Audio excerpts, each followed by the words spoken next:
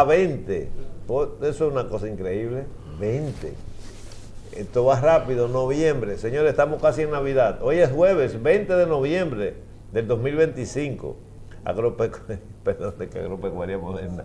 Este programa que se transmite de lunes a viernes a las 9 de la mañana, aunque nos dilatamos unos minutitos hoy, de 9 a 10 de la mañana, por Carivisión, canal 26 de Altiz, 70 de Claro, 22 de Aster y 46 de Telenor, y por las redes sociales también. Así es que nos busca ahí Sentido Común, y este día de hoy nosotros lo tenemos especializado para un programa oficial que está en proceso, que se llama El Gobierno de Mis Sueños. ¿Qué es el Gobierno de Mis Sueños? Es una idea que nos dejan seguir hablando los vecinos del lado, es una idea, es una idealización de lo que nosotros entendemos que debemos corregir para perfeccionar nuestra democracia. De eso se trata. Dentro del sistema capitalista que reina en el país, respetando los capitales, los capitalistas, los ricos, los pobres, los clases media y todo, pero también estableciendo las normas para que haya más equidad.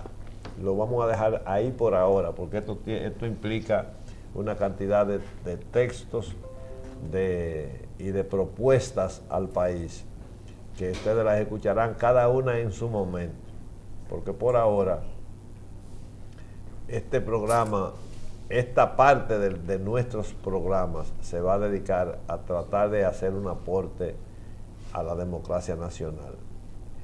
Tenemos con nosotros hoy, que nos acompaña en el CE, un amigo que siempre hemos compartido los espacios con él, porque es una persona que acumula mucha experiencia, una persona estudiada, preparada, que conoce mucho de política internacional, de economía, de todo, en fin, y siempre seguimos sus orientaciones.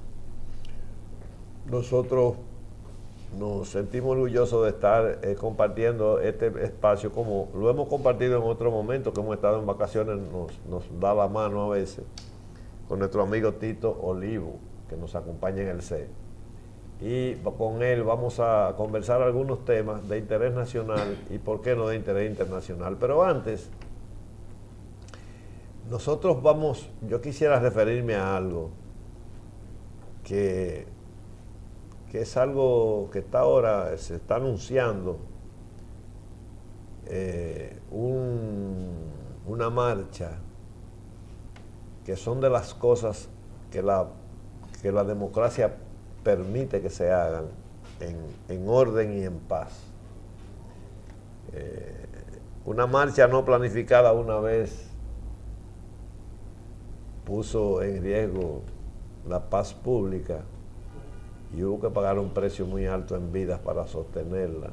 No estoy diciendo esto en carácter que no se entienda nada de amenaza, pero quiero invitar a la gente a reflexionar en el sentido de que a mí me extraña, porque nosotros expresamos por este programa mucha alegría cuando se dio la cumbre de los presidentes para tratar los temas de Haití, que temas tan importantes como el de Haití y como el del tema del costo de la vida de la República Dominicana y de casi todos los países después de la pandemia y después del nuevo orden económico que ha estado reinando, de la guerra de aranceles y ese tipo de cosas, que Tito Olivo conoce bastante de eso, ha sucedido en países que están creciendo económicamente a un buen ritmo, como el nuestro, pero que al mismo tiempo la inflación y fenómenos, algunos quizás hasta medio desconocidos, porque los economistas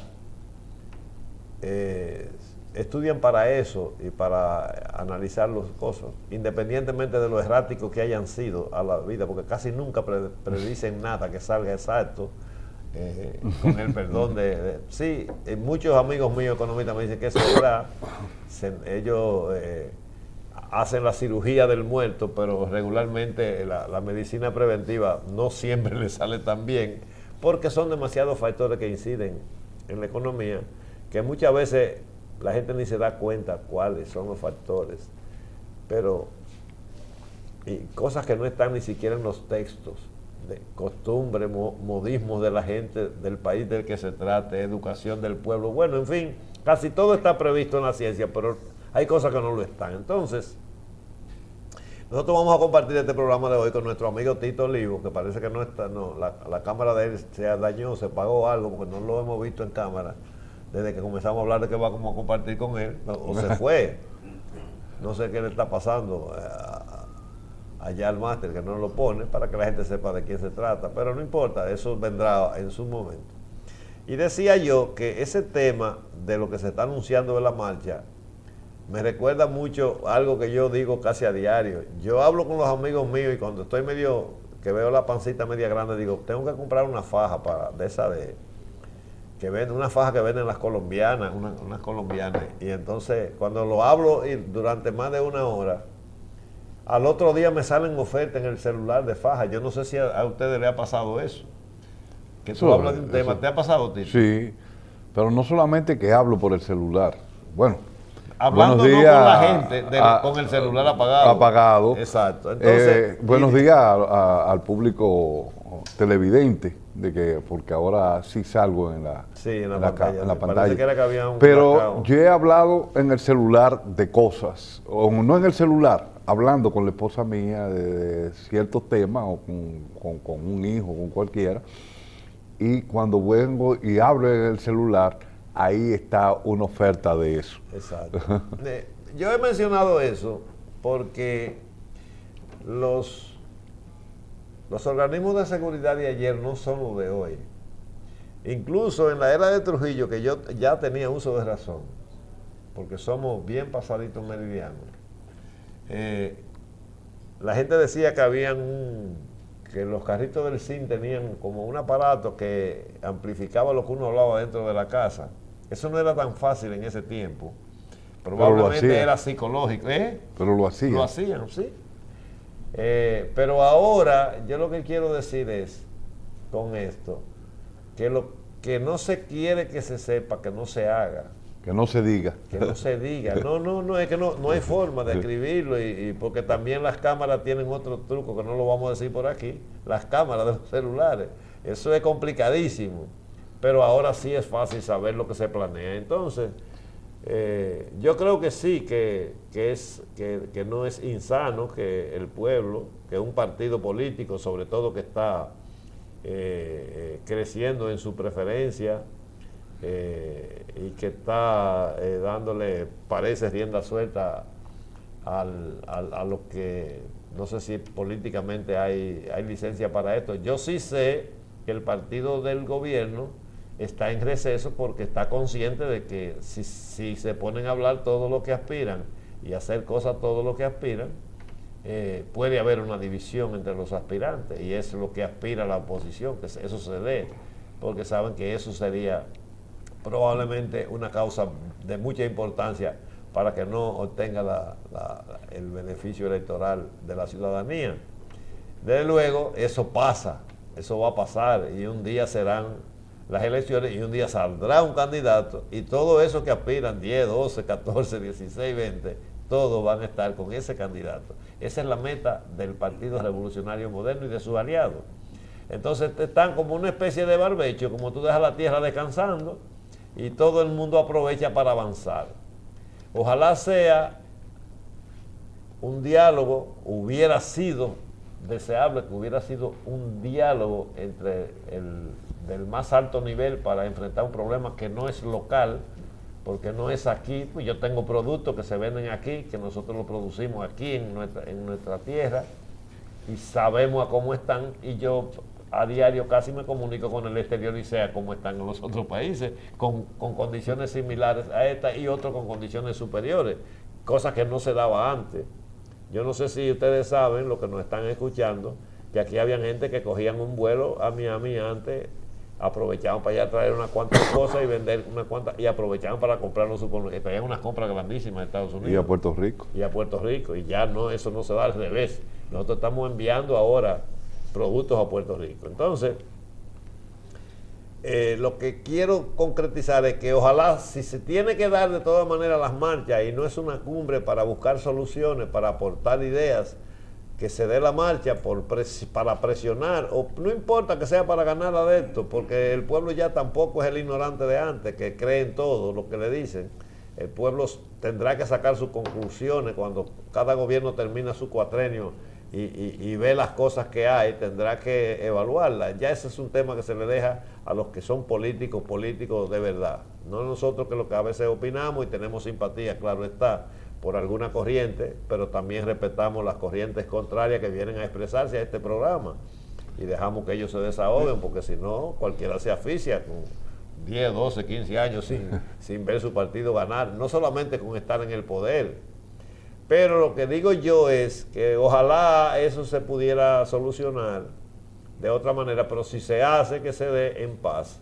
Y que se dé con la mayor civilización posible para que no pongan en riesgo la gente, no se violenten. Yo creo que sí, aquí ya se hacen muchas cosas, pero como hace tanto que no se hacen, lo ideal sería que digan, y veo que sí, porque buscan a una persona para que haga el anuncio, ojalá sea de los directores de esa marcha, y encabece la marcha delante, una persona de una conducta intachable, se puede decir, que el ex vicepresidente, y que todo sea para bien y para que el gobierno acelere el paso en la solución de algunos problemas, sobre todo a las clases de más bajos ingresos, que es la más afectada, y que siempre habrá una solución. Son demasiadas cosas las que la gente quiere ahora, ya los presupuestos tendrán que ser más grandes, y yo les sugiero a los que están sugiriendo la marcha que también hagan uso, porque son gente políticos que tienen muchísimos empresarios amigos, que también pongan ese esfuerzo sobre la influencia que tienen con el empresariado, para que entienda, y con el pueblo y con las masas que ellos tienen, que hasta que este país, los ricos y los pobres, todos no paguen impuestos. No eso que dice la gente con mis impuestos, porque usted paga un impuesto al consumo, usted por lo menos consume para pagar ese impuesto, pero el impuesto sobre la renta, la influencia que tienen, que se unan todos los políticos para que le digan a los ricos, que no son todos, porque aquí hay gente que lleva su cosa por el libro, a una cantidad de gente calladito, agachado, que están ahí, que manejan muchísimos volúmenes de operaciones y no pagan impuestos, y buscan la forma de evadir para no pagarle los impuestos al Estado. Y por eso a veces, en las tantas demandas que en esta modalidad de ahora, esta democracia, este consumismo y esta capacidad que tiene la gente de exigir cosas, que es muy bueno para la mejoría de las clases más necesitadas, habrá que tener para darle seguridad, medicina, alimentación, en fin, una cantidad de cosas que requiere la población, y una gran deuda social que tienen todos los gobiernos con esto, con la sociedad dominicana. Ojalá no vengan soluciones como una vez hubo una solución que era programa, no recuerdo, mínimo de empleo, que era programa mínimo de darle dinero a los desempleados, para no hacer algo que dijo un noble político una vez, de que aquí en este país usted o paga o pega. Y ya esas son etapas superadas, que surjan ideas y que se haga la política de la propuesta para que se solucionen los problemas que afectan a la sociedad.